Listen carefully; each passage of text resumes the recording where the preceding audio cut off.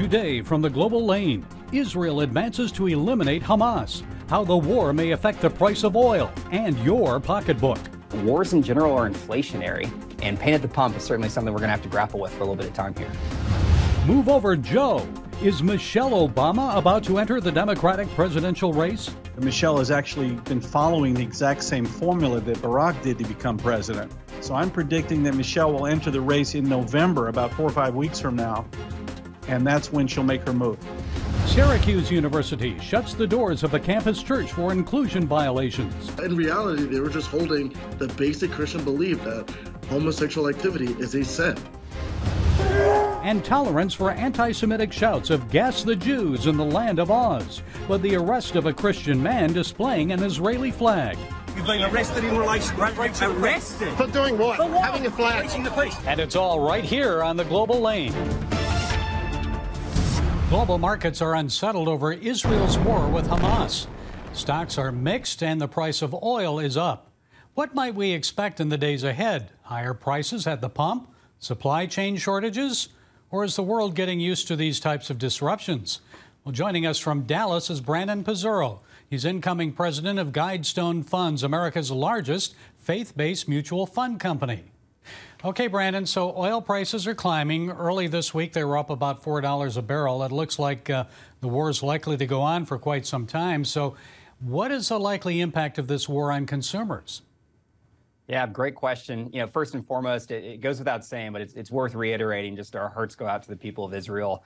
The tremendous human loss and tragedy that's going on there is going to take them quite some time to be able to begin to pick up the pieces. So I want to start there first and foremost. But certainly turning to markets, we've had oil prices climb, as you mentioned. One of the biggest things here when you have one of these tremendous shock events, as you might call them, is people need to initially first digest that. And that first playthrough or that bleed through is initially going to be into the oil prices. And that's where people are initially going to feel that pain.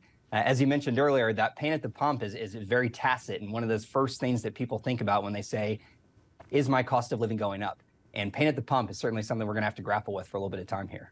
Well, why is the price of oil climbing? I mean, there have been no attacks on oil depots or oil ships, no choke point in the Persian Gulf and the Strait of Hormuz. Is this based on fear of a broader war with Iran or what? What's going on? Certainly. Yeah, fear is something that permeates markets anytime you have these kind of left tail events, as we might call them, just unexpected events. And so when you have that unknown and that uncertainty, one of the things that people are first going to start to grapple with is like, okay, given the region, what's going to be the knock-on effects from there? And given that that's a big oil-heavy region, people are certainly going to run for fear, and that's going to start to bid up those prices. But outside of that, you're really going to need to see what supply shocks there might be, where demand is. We've already had a lot of really interesting things take place in oil markets just because of supply and demand over the last year or so. And this is just one more thing that certainly complicates that calculus. Okay, Brandon, what about the supply chain? We've experienced wheat shortages as a result of the war in Ukraine. How do you expect this war may affect global markets and the transportation of food and other products? Sure. Well, anytime you have any war, depending on the scale, you're certainly going to have a lot of people that their first reaction is going to be to worry about that supply chain. If things aren't just going well, so to speak, from a geopolitical standpoint, that can certainly create just a whole host of unknown unknowns. And what markets like more than anything is certainty. Even if it's negative news or a bad outcome, that uncertainty that's pervasive is what's really going to cause that angst. And because of that, we have yet to see what knock-on effects we might have. So seeing if there's additional attacks, if there's any other kind of state players that want to intervene in various ways or make any type of rash decisions when it comes to those type of supply chains, that's something you have to keep a close eye on. And if Iran got involved in this, in a hot war, that would be devastating, would it not? Absolutely. I mean, anytime you start to have players that have been in adversarial standpoint between the two of them for such a long period of time, if that boiled over, that certainly has much, much broader implications for allies to Israel and certainly for just that entire region, which has been in turmoil since the beginning of time almost, unfortunately. And the United States has already sent a naval carrier group to the region, and the Pentagon says it's going to provide munitions for Israel. The Israeli Defense Forces have requested interceptors, precision-guided munitions. So is it a good time to invest in defense industry stocks? I understand they're up. Yeah, defense stocks are certainly up. So initially, anytime you have any outbreak of attack or any type of unrest like this, you do see those defense contractors start to get bid up. I saw a report earlier today that one of the major defense contractors already sent 1,000 bombs of a certain type over there to help support this effort. So you're certainly going to see some uptick in some of those defense contractors' names. Wars in general are inflationary, which really starts to kind of go against this disinflationary environment that the Fed and other global central banks are looking for. So you see that inflation rise because the cost of production. Oil certainly is an inflationary measure. So from a defense contractor standpoint, you're going to see people look to them to see, just what type of demand there is for their services and goods. Brandon, tell us about Guidestone. How does it differ from other mutual fund companies? Sure. Happy to. We are the nation's largest faith-based fund family.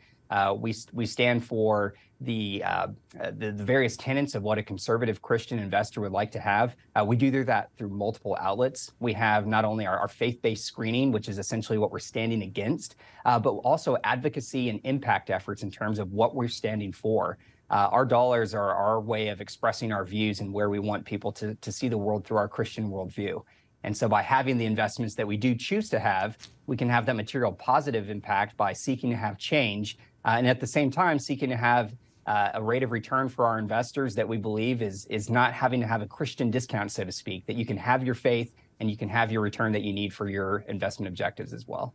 And there's a lot of anxiety over this war worldwide, especially here in the United States. But many Christians believe this is biblical prophecy being fulfilled. So how should we respond with our finances and prayer? Respond with prayer, first and foremost. Any time of distress like this, the only way to turn is to God and to think about what is at play. God, of course, knows exactly what's at play, and it's for us to rely on Him and put our faith in the Lord, especially in these troubled times, which there seems to be more and more of these troubled times as we get further into man's history. But the other thing we can do, too, is not be fearful. The Lord also calls us to be bold and brave in our faith and standing pat with those who we ally ourselves with. So praying for Israel, praying for the people, praying for a peaceful resolution is certainly what we need to do, but not being fearful. At the same time, we are certainly here on earth as humans for this short period of time, and we want to make sure that we are doing what we can to continue to prepare ourselves, keep our focus on the long term for those investment goals and objectives we're seeking to have. And be good stewards, right? Yes, sir. Okay, Brandon Pizzurro, thank you for providing us with your insights. We appreciate it. God bless you. All right, you too. Thank you. Michelle Obama for president in 2024? Sound far-fetched? Our next guest believes the former First Lady is already taking steps to become the Democrats' presidential nominee. Joel Gilbert is author of the book Michelle Obama 2024, Her Real-Life Story and Plan for Power. He's also director of the movie Michelle Obama 2024. Okay, Joel, so why would Michelle Obama want to leave a quiet life of luxury, a home in Hawaii, Martha's Vineyard, and D.C., just to return to politics and life in the White House? Well, they pretty much, the Obamas have been in politics for years. They've never really left it. They never left Washington, D.C. I make the case in my book and film, Michelle Obama 2024, that Michelle has actually been following the exact same formula that Barack did to become president. Barack was the keynote speaker for John Kerry in 2004 at the Democrat convention. Sure enough, Michelle introduced Joe Biden at the 2020 convention rather. Barack wrote 2 autobiographies before running for president. Michelle just came out with her second autobiography, her best-selling Becoming and The Light We Carry. They're also both on Netflix. And Barack had a voter registration organization called Project Vote. Michelle's been running around the country funded by the Soros Group for $26 million with her group called When We All Vote. So I think she's been running for president, under the radar.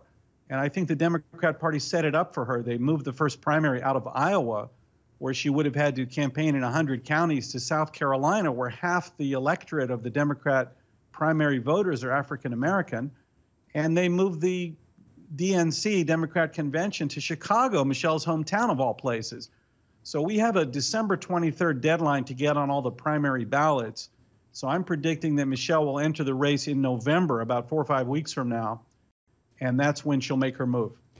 And your book tells Michelle Obama's real-life story. So what are some highlights of her real-life story, and just how qualified is she to be president? Well, the most striking thing I learned is about Michelle's terrible relationship with the black community in Chicago. I detail how in her childhood, she ran away from the black community. She refused to study with other black kids, even though there was a high school, for example, 1 block from her house, a beautiful high school. The problem was it was all black. So she went an hour and a half away to a magnet school. Her brother went to an expensive Catholic school, all white, to avoid going to black schools, even though they weren't even Catholic. So Michelle never had any black friends. The kids would beat her up and call her an Oreo, meaning you're black on the outside, but you're really a white girl on the inside. She had no black friends. And then in her professional career, she exploited the black community, working for the mayor of Chicago. She made 20,000 black residents homeless when she knocked down the projects as assistant planning commissioner. And then when she worked for the University of Chicago Medical Center, her job was to deny access to health care to Southside black residents. When they showed up at the emergency room, Michelle would put them in a van and ship them back to the South Side. And she was friends with a known terrorist, right? Well, that's another big thing I discovered. People have heard about the theory that Jack Cashill, I think, proved that Bill Ayers, one of the heads of the Weather Underground, helped Barack Obama to write his Dreams from My Father autobiography. Well, in fact, Michelle Obama was best friends with his wife, Bernadine Dorn. They worked together at a law firm for a couple years. And I think Michelle was radicalized by Bernadine Dorn. Barack and Michelle went to their house for dinner in the 90s every week for years. And all that anti-American nonsense that Michelle was spewing in 2008 when she was campaigning for Barack about how we're all afraid of each other, the politics of fear, how we have to change America. That's all directly from the Weather Underground literature. So that was a big revelation about Michelle's political influence by these domestic terrorists. And Joel, American voters rejected one former First Lady when she ran for president, Hillary Clinton. Joe Biden's already running. Polls show if the election were held today, Donald Trump would soundly beat Biden. So how about Michelle Obama? She's the most popular woman in the country. Would Democrats have a better chance of holding the White House with her as their candidate against Trump? Yeah, look, Michelle's had 15 years of all positive publicity, hundreds of magazine covers, hundreds of interviews. She's got these autobiographies. She has a huge following. She's been developing 100 million followers on social media. And she does have an emotional connection to millions of Americans, and especially the minority and women's groups that she's been working on for years. So she'd be a formidable candidate as opposed to Hillary, where people kind of hated her and were sick of her. Okay, how do you see this playing out then? It doesn't appear Biden's ready to step aside. So tell us a little bit about what your thoughts are. Yeah, look, Biden is a very unpopular politician. The Democrats don't want him. Everybody thinks he's too old. The down ballot Democrats are terrified that he'll bring down the ticket. So at this point, I don't even think Biden has to drop out, just like Ted Kennedy ran against Jimmy Carter. Biden, if he wants to be really stubborn, he can stay in the race all he wants. And Michelle will declare, I think, in November. She'll be way ahead in all the polls. And by the time they get to South Carolina for the first primary, she'll trounce Biden if he's still in the race. Don't forget, Biden came in 5th place in Iowa, 5th place in New Hampshire in 2020. It was only South Carolina, where Jim Clyburn helped him get out the African-American vote, that gave him one primary victory, and then everybody dropped out. So you can see kind of the fix was in for Biden for a number of reasons, but that's not going to be the case if Michelle is the nominee. Okay, Joel Gilbert, author of the Michelle Obama 2024 movie and book. Thank you for joining us. We appreciate it. Yeah, you can, by the way, see the film on salemnow.com. You can live stream it, also Amazon Prime Video, and then the book and DVD are on amazon.com. Okay, thank you, Joel. Appreciate it. All right, thank you. Church closures didn't end with the COVID pandemic. Campus Reform reports Syracuse University has shut the doors of a church on university property for upholding biblical views on sexuality. Orange officials say the church is violating the university's standards of inclusion. Well, here with more is Campus Reform correspondent at Syracuse University, Daniel Efrens. So, Daniel, tell us what's happening there. I understand the church was holding services in a ballroom at Drumlin's Country Club. So, what happened that got the university so upset? Well, Syracuse University, my university, in fact, pretty much terminated the church's ability to worship in Drumlin's Country Club because of intolerance and because they violated the university's inclusion policies. But in reality, they were just holding the basic Christian belief that homosexual activity is a sin. And for that, the university got upset? Why? Well, I think it's just a Trojan horse for what they really want. If you don't adhere to progressive values, then you can kick the curb. That's what Syracuse University said. That's what many universities across the nation has been saying to Christian students across the nation. The Leadership Institute's campus reform has reported many of these instances. For example, a Christian student organization being persecuted by school administrators for the betterment of 5 years until they won a federal court case. And also 2 students from a community college of all places in Georgia, they had to go to the Supreme Court to share their faith with their classmates. Well, back to Syracuse, I'm sure some people would say this is university property. They should be able to set the rules for any group that rents space from them. What do you think? I think that that's a very valid point, but you also cannot tell Syracuse University prides itself on having a diverse slot of different religions and whatnot, but it can't be diverse if you're just watering down in religions and saying that they can't hold any standards of their own. Yeah, it seems like Syracuse U is trying to impose its beliefs on a church, and that would probably be a violation of the First Amendment to the U.S. Constitution. Freedom of religion, freedom of speech. What do you think about that? Yeah, it seems so. It's not as a clear-cut case as a public university, but it is definitely, as a Christian myself, it is quite infuriating to see what Syracuse University is doing to honest, ordinary Americans. They're not even students who just simply want to worship every Sunday. Well, how is Radiant Church? I understand that's Radiant Church, and Pastor Jason, they're responding. I'm sure they have some actions that they want to take. Me personally, I really do want them to take some action against Syracuse University.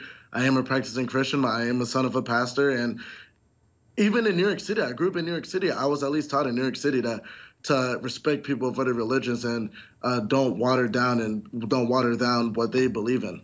Well, they may have a good case on free speech rather than freedom of religion because it is Syracuse University property, but it is a public institution. So is this happening on other college campuses, this type of thing? Might it set an anti-Christian trend here? It is definitely an anti-Christian trend.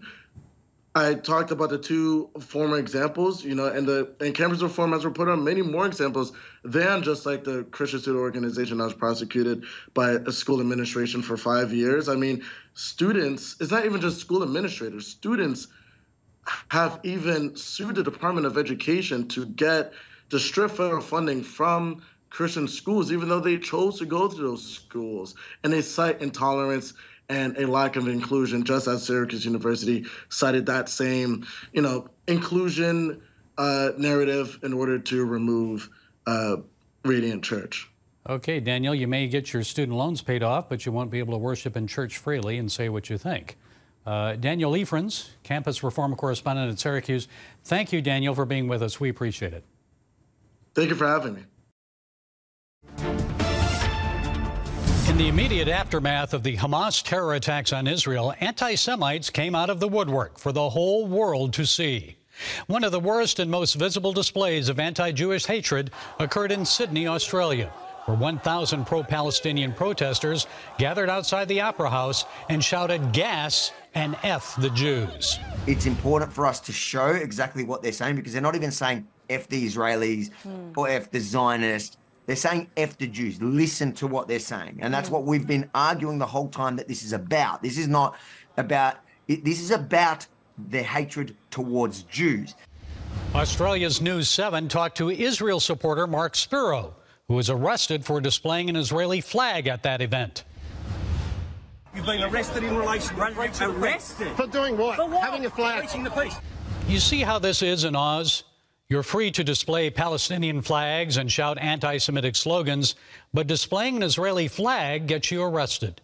Here in the U.S., radio talk show host Jason Rantz posted a video of a rally in Seattle where protesters celebrated the slaughter of innocent Israeli civilians. And in Washington, D.C., Fox News correspondent Hillary Vaughn, press squad member Michigan Congresswoman Rashida Tlaib about Hamas's brutality toward the Jewish people. Do you condone what Hamas has done, chopping off babies' heads, burning children alive, raping women in the street? As rescue teams recovered the bodies of innocent Israeli women and babies from the villages attacked by the Hamas terrorists, Tlaib and another member of the squad, Congresswoman Cori Bush, called for an end to U.S. assistance to Israel. Hamas murdered at least 1,200 Israelis in that attack. Proportionately, based on population, if an attack on that scale happened in the United States, that would be the equivalent of 44,000 Americans murdered in one attack. Folks, that's nearly 15 times more than the number of Americans that died in the 9/11 attacks in New York, the Pentagon, and Pennsylvania. As Bibi Netanyahu and the Israeli government plot their next move, may they have wisdom for an exit strategy. This could be a prolonged conflict lasting years. What then? Does anyone believe the Palestinians will give up the fight against Israel? They teach their children from a young age to kill Jews. They believe their justification comes from the Islamic holy book, the Quran, which states in Surah al-Baqarah 2:191, kill them wherever you find them and expel them from wherever they have expelled you. And fitna, strife, is worse than killing. In 2022, the United States gave $344 million to the United Nations in support of Palestinian refugees. And in the past, some of that donated taxpayer funds have been used in UNRWA-financed schools for Palestinian children promoting anti-Semitic propaganda in textbooks and classroom instruction. Whether it's in the streets of Seattle, the halls of Congress, or Gaza, there should be no tolerance of anti-Semitism. And those who enable it through tax dollars, speech, and actions are guilty of fitna, causing strife. In my book, it's not worse than killing, but as we've seen, it leads to brutality, atrocities, murder, and destruction. So keep praying for the peace of Jerusalem, the lives of innocents to be spared, and God's will to be done in Gaza, Israel, and throughout the world. Well, that's it today from the Global Lane. Be sure to follow us on the CBN News and NRB channels, YouTube, iTunes, and Rumble. And until next time, be blessed.